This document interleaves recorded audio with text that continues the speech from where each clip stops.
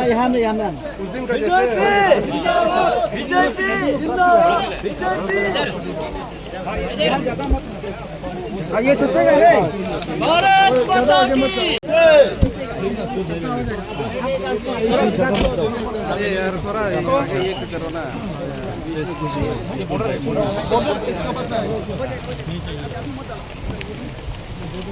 वो बॉर्डर का है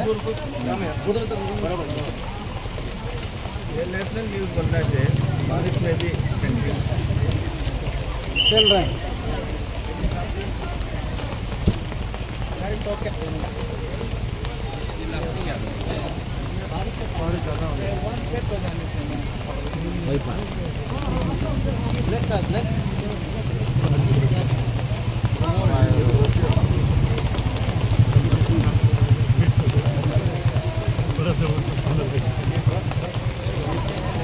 ये दो है बारिश में होना चाहिए ना। ये बोरी में तो बारिश होता ही है, काफी स्वाद है।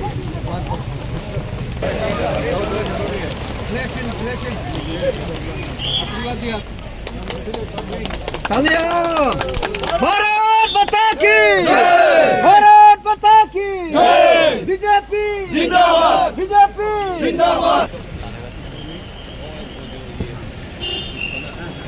फिर एक बार मोदी सरकार, फिर एक बार मोदी सरकार, फिर एक बार मोदी सरकार, फिर एक बार मोदी सरकार, फिर एक बार मोदी सरकार। अब की बार 400 पार, अब की बार 400 पार। भारत माता की जय, भारत माता की जय। देखिए, अभी अभी हमारा पार्टी का बहुत बड़ा राष्ट्रीय अधिवेशन हुआ है और अधिवेशन में फिर से एक नारा को बुलंद करने के लिए सबने शुरुआत किया है। फिर एक बार मोदी सरकार नारा जो है, ये सिर्फ भारतीय जनता पार्टी नहीं, पूरा देश बोलने लगा है कि मोदी जी को फिर से प्रधानमंत्री बनाना है और भारतीय जनता पार्टी के साथ में एनडीए गठबंधन को फिर से सरकार में लाना है। ये देश का आवश्यकता है। इसका बुलंद आवाज़ को दूर दूर तक पहुंचाने के लिए भारतीय जनता पार्टी ने एक वॉल पेंटिंग और वॉल राइटिंग का कार्यक्रम लगभग 1 महीने से चल रहा है। तो आज मैं ईटानगर यूनिट में अपना डिस्ट्रिक्ट प्रेसिडेंट तार सोपिन जी, यहाँ एमएलए हमारा तेची कासो जी, पार्टी का सेक्रेटरी हमारा तेरिन भाई, हम लोग सब पार्टी का सारा सीनियर ईटानगर का सब मिल करके यहाँ अभियान चलाए, तो मैं इनके साथ ज्वाइन करने के लिए आया हूँ। आज अरुणाचल प्रदेश स्टेटहुड डे है। हमारा देश का वाइस प्रेसिडेंट महामहिम उपराष्ट्रपति जगदीप धनखड़ जी आज दोपहर को ईटानगर पहुँचेंगे और स्टेटहुड डे का मुख्य अतिथि के रूप में अटेंड करने वाले हैं। मैं भी इसी के लिए आया हूँ। फिर दिल्ली में भी आज बहुत बड़ा कार्यक्रम रखा है स्टेटहुड डे का मेरे घर में। तो मैं अरुणाचल प्रदेश के हमारे जितने जनता है, चाहे वो गांव में हो, शहर में हो, अरुणाचल से बाहर हो या विदेश में हो, जितने भी अरुणाचल के हमारे प्यारे बहनों और भाइयों को मेरे तरफ से हमारे स्टेटहुड डे का शुभकामनाएं देना चाहता हूं। और साथ साथ स्टेटहुड डे में हम कुछ कमिटमेंट भी करना चाहते हैं। तो हमारा रिजॉल्व इस स्टेटहुड डे में ये रहेगा कि अरुणाचल प्रदेश के लिए आज तक जितना भी काम किया है, अरुणाचल जितना भी तरक्की किया है, इसको हम अगले कुछ सालों के अंदर लगभग 6-7 सालों के अंदर में अरुणाचल का हम डबल जो आज हमने सफलता प्राप्त किया है उसको और आगे बढ़ाना है। अरुणाचल का जीडीपी को डबल करना होगा। हमारा रास्ता, बिजली, पानी, बेसिक जो सुविधा है वो लगभग पहुंच गया है। हर घर में पानी, बिजली, चावल, गांव में रास्ता, डिस्ट्रिक्ट हेडक्वार्टर में double lane highway, airport, railway line, जो बेसिक इंफ्रास्ट्रक्चर का काम हम लोग ने लगभग पूरा कर दिया है। अब हमारा प्रयास ये रहेगा, ये बुनियादी सुविधाएं प्राप्त होने के बाद आम लोगों का ज़िंदगी को और आगे बढ़ाने के लिए, लाइफ स्टैंडर्ड को आगे बढ़ाने के लिए, इनकम जनरेशन, लोगों का भला कैसे हो, बच्चों का पढ़ाई, मेडिकल ट्रीटमेंट, एम्प्लॉयमेंट के लिए बेसिक जो रेवेन्यू जनरेशन का यूनिट, इंफ्रास्ट्रक्चर, और साथ साथ में हमारा कल्चर, ट्रेडिशन, अरुणाचल का टूरिस्ट का एक बहुत बड़ा डेस्टिनेशन, टूरिज्म डेस्टिनेशन बनाना, सारा टूरिस्ट यहाँ आए, इसके लिए हम एट्रैक्टिव कार्यक्रम चलाना, जिससे हमारा जो लाइफ स्टैंडर्ड आगे कैसे बढ़े, इस पे अभी हमारा फोकस होगा। बेसिक सुविधा अभी तक नहीं मिला था।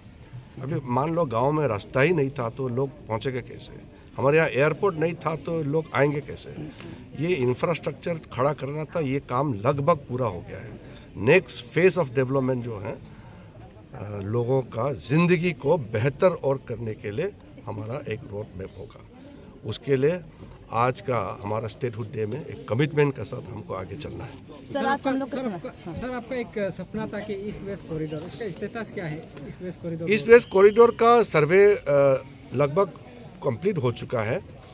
डीपीआर बना रहे हैं, लेकिन अनफॉर्चुनेटली कुछ जगह में पुराने दिनों में रिजर्व फॉरेस्ट और वाइल्ड लाइफ सैंक्चुरीज जितना भी घोषित किया, और आप सब जानते ही हैं वाइल्ड लाइफ और रिजर्व फॉरेस्ट का जितना एरिया है उसमें स्टेट गवर्नमेंट भी कुछ नहीं कर सकता है जब तक उसको या तो कोर्ट से क्लियरेंस मिले या जो अथॉरिटी है, वाइल्ड लाइफ का अथॉरिटी है नेशनल लेवल में, बहुत स्ट्रिक्टली इम्प्लीमेंट करता है। वो 1 इंच वाइल्ड लाइफ और रिजर्व फॉरेस्ट को बाकी चीज़ों के लिए देते नहीं हैं, तो उसको क्लियरेंस लेने में बहुत समय लग रहा है। वरना हम लोग तो तैयार है। मैं तो पहले से बोला, अभी देखिए फ्रंटियर हाईवे अभी सर्वे कंप्लीट, डीपीआर बना करके सैंक्शन भी हो गया। मैं आया अभी 4 दिन पहले, लगभग 6000 करोड़ का हम खुद मीटिंग करके इसका सैंक्शन घोषणा भी हो गया। तो आजकल काम करने में हमारा दिल्ली में रहते हुए ज़्यादा प्रॉब्लम नहीं है। मोदी जी का आशीर्वाद है, हम लोगों को बल मिल रहा है काम करने का। लेकिन जो ग्राउंड लेवल में क्लियरेंस मिलना होता है वो रूल से चलता है। वो मैं यूनियन कैबिनेट मिनिस्टर है, इसलिए रूल को तो हम फेंक नहीं सकता है, मेरा कहने से सब हो जाएगा, ऐसे तो नहीं है। जो ज़मीनी सर्वे का जो डिले है वो बेसिकली वाइल्ड लाइफ और रिजर्व फॉरेस्ट की वजह से डिले हो रहा है। अदरवाइज वो फ्रंटियर हाईवे जैसे इंडस्ट्रियल कॉरिडोर, वो भी मेरा ही सपना है, ईस्ट वेस्ट कॉरिडोर जो बनाना है, उसका भी लगभग ग्राउंड वर्क तो हो गया, सिर्फ डीपीआर का ही प्रॉब्लम है। चीफ मिनिस्टर साहब, पेमा खांडू साहब, हम दोनों में भी चर्चा हुआ और सीएम साहब भी उसके लिए काफ़ी जोर कर रहा है कि किसी तरह डीपीआर जल्दी हो जाए। सैंक्शन का कोई प्रॉब्लम नहीं है, यहाँ से क्लियर होना जरूरी है। सर मेरा लास्ट क्वेश्चन रहेगा आपके लिए। आप हमारे साथ आज मौजूद हैं, हम जानना चाहेंगे आपसे कि आपका चुनाव को लेके किस तरह से प्रिपरेशन है, तैयारी किस तरह से चल रही है? चुनाव एक दिन के लिए तैयारी नहीं होता है। जिस दिन से हमने पार्टी में काम किया है वो जनता के लिए काम कर रहा है, वही प्रचार है। अब काम नहीं करेगा चुनाव प्रचार से तो नहीं होगा ना। हम लोग तो सरकार में है, काम जितना ज़्यादा होगा लोग उतना ही सपोर्ट करेगा। अगर हम काम नहीं करेगा, वोट दो बोलने से कोई देगा क्या? नहीं देगा। अरुणाचल की तस्वीर बदलने के लिए बहुत मजबूती से हम कई सालों से काम कर रहे हैं। लेकिन इस बार का चुनाव में आप क्या कुछ नया करने वाले? नया मैंने अभी जैसे बताया, जो बेसिक इंफ्रास्ट्रक्चर कंप्लीट हो गया, ये हमारा टेन्योर में हाईवेज का, बॉर्डर रोड्स का, गांव का रास्ता, मेजर ब्रिजेस, बेसिक जो है वो तो हो गया।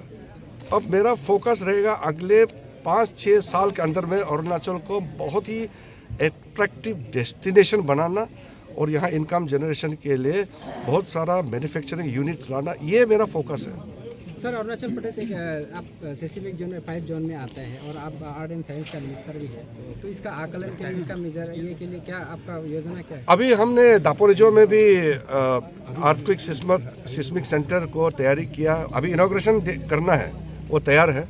बोमडिला में लॉन्च किया। कई जगह में हमने अभी दोपहर राडर स्टेशन जो होता है ना, वेदर को रीड करने के लिए, अभी जैसे कितने बजे बारिश आएंगे, कितने बजे कितना टेम्परेचर होगा, हवा कितना चलेगा, प्रेशर कितना रहेगा, ये सारा बहुत हाई साइंटिफिक जो इक्विपमेंट्स लगता है, उसका भी अरुणाचल के लिए ऑलरेडी अप्रूव हो गया। वो प्रोक्योरमेंट स्टेज में है। अभी 3 दिन पहले एक satellite INSAT 3DS satellite launch किया मेरा मिनिस्ट्री का, इसरो में मैं खुद जाकर आया। वो लॉन्च हो गया, अभी वो वहाँ ऑर्बिट में है। उसको प्लेसमेंट करके 1 महीने के अंदर में उसको राइट ऑर्बिट में प्लेसमेंट करके फिर वो इंफॉर्मेशन रिलीज करना शुरू हो जाएगा। उसके बाद भारत का पास इतना अच्छा साइंटिफिक ताकत रहेगा कि हम सिर्फ दिन नहीं, घंटे घंटे में हम बता सकते हैं कि कितना बजे वेदर क्या होने वाला है। किसानों के लिए, आम लोगों का ज़िंदगी के लिए वेदर रीडिंग कैपेसिटी बहुत ज़रूरी होता है। तो ये सारा चीज़ अर्थक्वेक से लेकर के वेदर रीडिंग से लेकर के हर चीज़ अर्थ साइंसेस का माध्यम से, मेरे मिनिस्ट्री के माध्यम से बहुत चीज़ होने वाला है। ये आज केवल ने हम लोग महीनों से शुरू कर रहे हैं। जो हमारा मन का इच्छा है हम दीवार में व्यक्त कर रहे हैं। और ये सोच केवल मेरा किसी का पर्टिकुलर का नहीं है, ये सारा देश भर का हर व्यक्ति का सोच है। मोदी जी का नेतृत्व द्वारा होना चाहिए भारतवर्ष में, उसका जो विचारधारा जो हमेशा यहाँ चलना चाहिए। इसलिए एक बार फिर मोदी सरकार कमल के साथ ये हम दीवार लेखन कर रहे हैं। और ये तो एक मन का सोच को हम दीवार में व्यक्त कर रहे हैं। तो ये अभी तक आप लोगों ने कहाँ कहाँ करवा चुका है? अभी सारा प्रदेश का अगर हम कहें तो सारा जिला में, सारा मंडलों में जो इच्छा है सभी ने किया है। और हमारे ओर से तो हम लोगों ने जारी कर दिया है कि आप दीवार में अपना विचार को व्यक्त कर सकता है। तो फिर एक बार मोदी सरकार को लेते हुए